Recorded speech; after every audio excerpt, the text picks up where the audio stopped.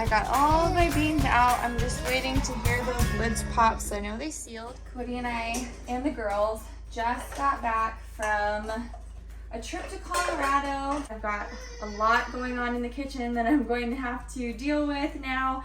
We brought home a lot of bulk food from their farmers markets because our farmers market has been pretty thin this year, and my garden has been terrible this year. We have green beans, we have peaches, we have cabbages, we have a bunch of green chilies that all need to be preserved. And so today I'm going to tackle the green beans because that's kind of first on my priority list. I figured I'd go ahead and do the green beans today because pressure canning green beans is a great way to start out if you've never pressure canned before. Green beans are a low acid food, and so you have to pressure can them unless you're going to turn them into something like dilly beans and pickle them in vinegar. Then you can water bath can them because you're making that environment acidic enough that bacteria won't have to grow in there, won't be able to grow in there. But if you are just going to can them like canned green beans you can buy in the grocery store, then those need to be pressure canned. If you are new to pressure canning, this is a great way to start. Green beans can be raw packed. It's a method called raw packing, and that means you don't have to cook them before you put them into the jars. You can just prep them by snapping them. I'll show the prep process here in just a little bit after I'm done cleaning up this mess. That's my sourdough bread. I also have bread going on right now. And so I'm gonna go ahead and deal with that, and then I'll show you some of the beautiful produce that I got from Colorado. I feel like most normal bloggers do clothing hauls, and I'm going to do a food haul. Here is my beautiful food that I picked up. 2 boxes of peaches. These are from 2 different orchards, and so I'm really excited to see how they compare. 4 beautiful big cabbages. These are going to go to sauerkraut. A whole box of beans. This is a very large amount of beans, and some fresh roasted green chilies. These are delicious. I'm going to make chili rellenos tonight, and then take care of those later. So yeah, that is what we got. I also want to show you these really neat beans that my grandma got for me. These are Fremont beans. Hope you can see that. They're purple and they're huge. Okay, just for size comparison, these are like just regular pinto beans, and this is a Fremont bean, and they're purple. They're so pretty, and they're just an heirloom type of bean. And she got these in Colorado on the western slope, and I just think they are so neat. I'm going to cook some, but I'm going to save back quite a few because I'm going to try to grow them next year. I just love them. I'm going to go ahead and start snapping them and sorting them and cleaning them in here because just getting my stuff in order. Because there's not too much counter space in my kitchen right now. So as you can see, we've got a big old tub of beans. We are going to be cleaning them. These have not been, they've been washed, but they haven't been cleaned as in trimmed or anything like that. So you will have a bean, it's not a good one. You'll have a bean that looks like this. This is the part that was attached to the plant, and this is the end. We want to just snap off the part that was attached to the end. This end with the little tail you can keep if you want to. You can discard if you want to. I always keep mine because they don't bother me at all. Unless it's like mushy or something like this one. This dark green part I'm going to take off because that got a little bit, it just got a little bit slimy. It probably got like too cold in the fridge or something like that. And then I'm just going to snap them into bite-sized chunks. So like this one is all green, it's all slimy, that's going to be discard. This one you can see is partly dark green, so I'm just going to take that entire part off. And it's going to take me a little while to do this, but I've got a sweet sleeping baby on my back to keep me company, I'm just gonna turn on a podcast or an audiobook and listen to that and enjoy my time working with my hands. And I'm very, very, very thankful for these beans. Spend some time in prayer, thanking God for providing for our family and for the nourishment that these beans will bring. Thanking God for the knowledge to be able to can, to be able to share some of the knowledge that I've learned and that I've picked up on through the years. And just, I think that canning and preserving food always gives me a big sense of gratitude, because I know how fortunate we are to be able to put up food like this. And don't get me wrong, it's a lot of work. And there are easier ways to go about it. I could go to the store and buy canned green beans for cheaper than I got these fresh beans and for a lot less work. But shopping local, being able to put up this food for my family, being able to, have that food security of a year's worth of canned goods in my pantry every year definitely makes all of the hard work worth it. And, everyone chooses to support their families the way that they can and the way that they're gifted to. And I think that this is one of my giftings and one of my passions. And so I'm really, really thankful that God not only put this in my heart, but also gave me the resources to be able to do stuff like that, because without people teaching me along the way, without people, so like this is an example of a tail that I'd throw out because it's pretty dried out. So I'm just not gonna bother with that one. But I would not be where I am today without a lot of people holding my hand along the way. And so being able to come on here and help teach you guys a little bit about canning, help give you the preparation skills and the preservation skills for those of you who have a desire to support your families as well, just blesses me in a huge way. So, oops. And that happens a lot where I accidentally put the discard beans in the wrong bowl.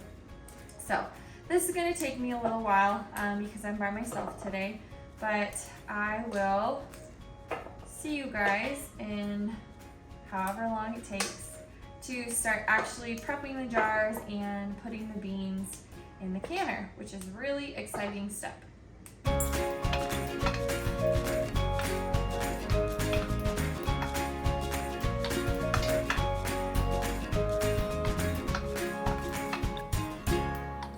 All right, Lola came home and helped me. So we have all of our beans here, ready to go. These are extras that I am not sure what I'm gonna do with yet. And our pan is now empty. Yay, Lola! Lola was a big help snapping beans, weren't you? Did you snap beans? Yeah. Good job. I'm going to start getting my jars and my canner ready. And this my canner ready. This is my double-decker canner. And I have a little plate that goes in between the two layers, and that kind of reduces the risk of them breaking. But my gasket sometimes shrinks a little bit, like many of them do. And so if your gasket shrinks and doesn't fill up the whole space of your lid, then it won't seal. It won't come to pressure properly. And so when I'm heating up the water, when I'm heating up the water for my canner, I will just soak this in the water for like 10 minutes, the hot water for 10 minutes or so, and I'll gently stretch it, and usually that'll expand enough to be able to fill that spot in the lid. My canner requires 2 quarts of water in the bottom, which is pretty typical. Most canners will require 2 quarts of hot water. But always follow the canning instructions for your specific model. So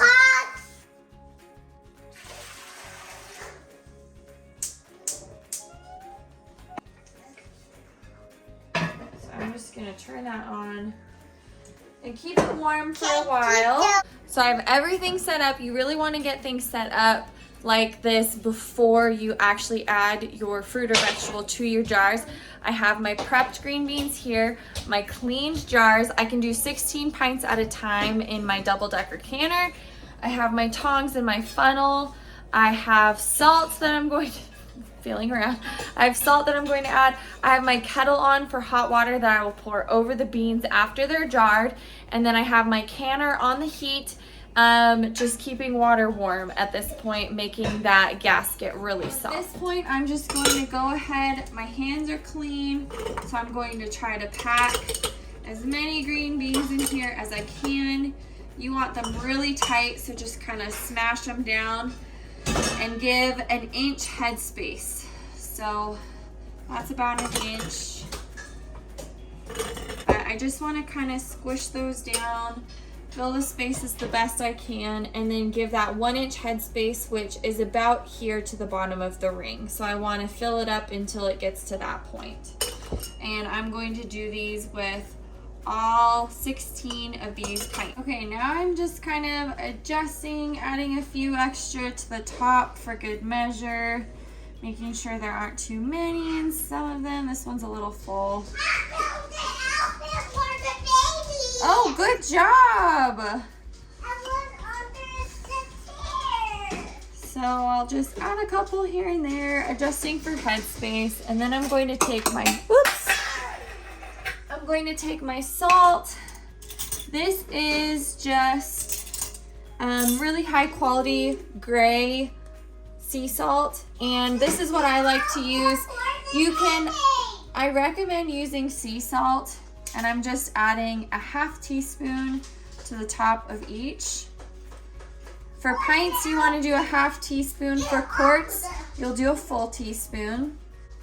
Whenever you're trying to pick the type of salt you want to use, try to find the highest quality sea salt you can. That always gives the best product, but as long as it's not iodized, then it will work. You just don't want salt with iodine in it, like regular table salt that you would get in a big box. Make sure that if it's sea salt, then it's not going to have iodine on it, which is what we want. So after I have the beans and the salt, I'm going to go ahead and add my water. This is boiling water that I will add to the top to retain that 1 inch headspace. So I'm just going to fill all these to that 1 inch headspace. After you have all of your jars filled with water, you just need to run a spatula kind of down the sides and make sure that there aren't any bubbles, because if there are and you knock them loose, you'll need to adjust the headspace. Like that one, there were several bubbles. It brought the headspace down, so I'll need to add a little bit more water. This one, the water's too high. This one, the water's too low. And we do this because it reduces the risk of siphoning. And siphoning, you'll get a little bit of siphoning. That's when the liquid leaks outside of the jars during the canning process. And and I didn't add hardly any water to that one. You will get a little bit of siphoning naturally, which is fine. But if it siphons more than half of the liquid out of your jars, then it can be a little dangerous, and so we don't want that much siphoning to go on. Now we are ready to wipe the rims. So to wipe the rims, I just like to get a paper towel, get it damp. With something like green beans, you're probably not going to have any debris except for like maybe some salt on the rims. And we wipe these rims off just to make sure that rubber seal is right up against the glass of the rim, because that's where you're going to get your seal. And if there's any piece of food or peel or sauce or salt or anything like that in the way, you won't get a good seal on those. So I've wiped those all clean. Here are my lids, and I'm going to tighten them a little bit more than fingertip tightness. So I'm just gonna tighten them fingertip tight and then give them a little extra something towards the end. And these are all brand new lids. Some people like to soak their lids, but these are brand new lids. And so it's not necessary to soak them. They'll get nice and soft in the canner. Okay, now our jars are ready to go into the canner. And this pretty bright green color, they'll be pretty dull when they come out of the canner as far as color wise, which is a little sad. I always like to enjoy and admire the color while they're this color, because they don't stay like this color for long, unfortunately. So I'm going to go ahead and load these into the canner and get the canner going.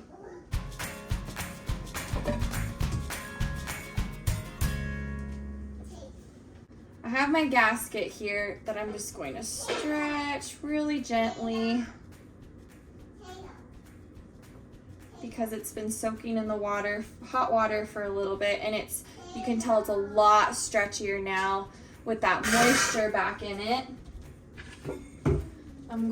My lid is hot, so I'm going to be really careful with it. Just put this upside down. My lid is hot, so I'm going to be really careful and just thread this gasket back into the lid. And now it is plenty big and soft to take up that space. And it's actually gonna need to be stuffed in there a little bit because it expanded so much, so that's good. My jars are not that hot yet, so I'm just gonna be careful and put them in two at a time instead of using my tongs. But always be careful, always use your own discretion for things like this. So I don't want my glass on the jars touching, because if one breaks, it'll be more likely for another one to break. And breaking is it's not uncommon. I have never personally had a jar break, but I know, thank you, honey. But I know many people who do can pretty regularly have had several jars break. And usually it's nothing you did wrong, it just happens every once in a while. But we do, just for that extra precaution, I don't like my jars touching for that purpose. So, I know, baby. I'm going to put this lid on, sealed, and turn the heat on to high make sure my peacock is open, and until this starts steaming. So I'm just gonna let it go until then. Okay, so we can see now that there's steam coming out of my vent. And so I'm going to set my timer for 10 minutes. Actually, probably 8, because that started a little while ago. But you'll want it to go steam like that for about 10 minutes. I'll probably lower my heat just a little bit. And so this is a National brand canner, which doesn't exist anymore. National turned their name to Presto in the 40s, and so this canner is older than the 40s. This one has a gauge as well as a peacock. It's spelled P-E-T-C-O-C-K, like petcock, but it's actually pronounced peacock. So I have my peacock here, which is my, I'll screw that down, but the vent is the little holes, and this is our emergency pressure release blow thing. That'll blow off if it gets too high of pressure. So we want to keep that intact. But this is my double-decker canner, and I absolutely love it. I love the vintage wooden handles, and it just works like a charm. So if you're interested, this is the number 7A with the peacock, sorry. And I will let that steam for the next 6.5 minutes. All right, my timer just went off, so I'm going to very carefully.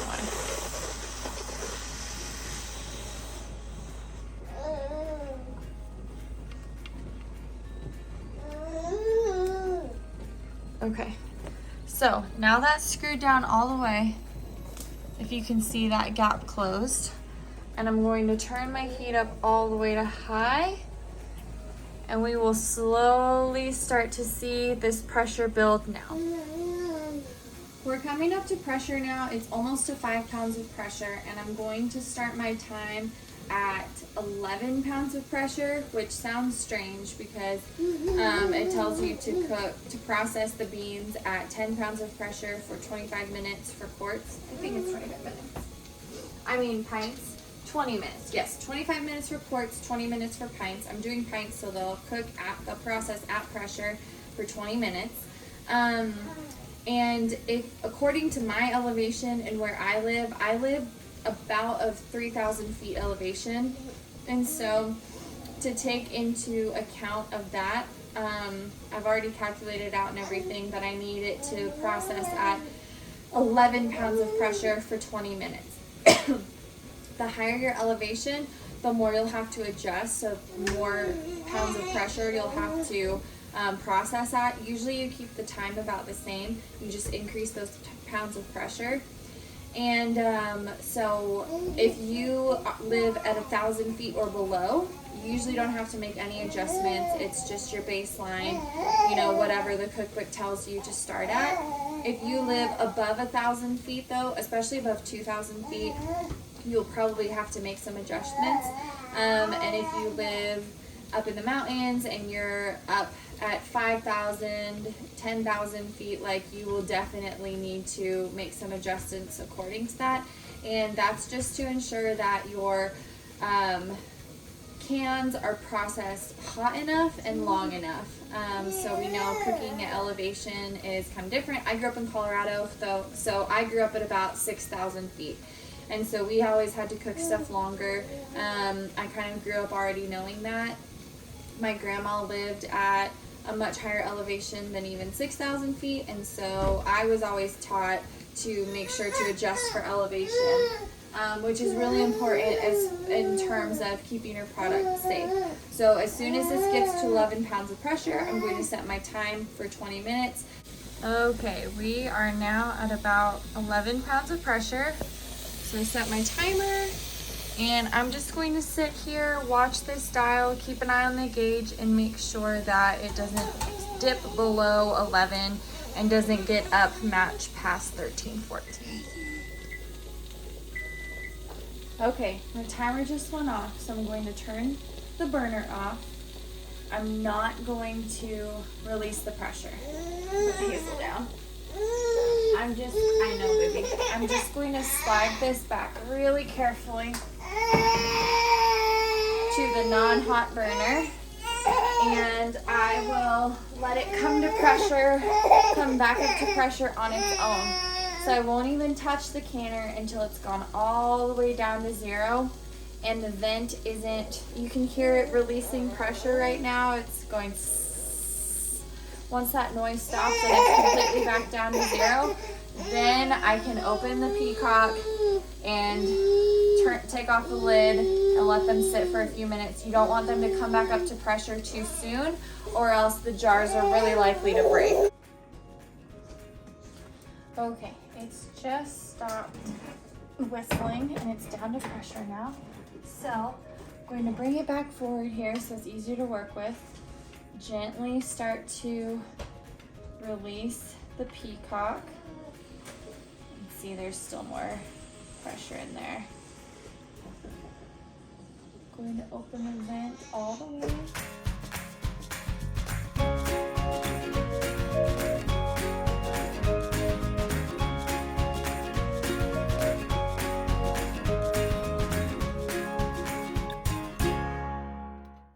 Alright, I got all my beans out. I'm just waiting to hear those lids pop, so I know they sealed. And I have my second batch of green beans going in the canner. I will let these cool off all night long on this towel before I do anything else with them.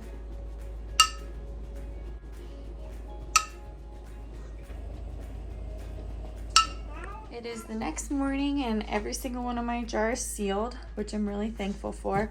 I've dated all of them just with the month and the year, and I've taken all the bands off for storage because now they're completely cool. I've checked all of them to make sure they're sealed, and the way you do that is just lift it up by just the lid without the ring on. Make sure that the full weight of the can is on the bottom, and if the lid holds, then you got a good seal on there. So now I'm just going to load these back up into the boxes, put them in the pantry, and these will go into storage. We'll use them probably in the next few months.